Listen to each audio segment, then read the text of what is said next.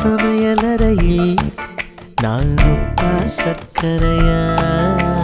நீ படிக்கும் அறையில் நான் கண்களா புத்தகமா? நீ விரல்கள் என்றால் நான் நகமா மோதிரமா? நீ இதழ்கள் என்றால் நான் முத்தமா புன்னகையா? நீ அழகு என்றால் நான் கவியா ஓவியனா? உன் சமையலறையில் நான் உப்பா சர்க்கரையா? நீ படிக்கும் அறையில் நான் கண்களா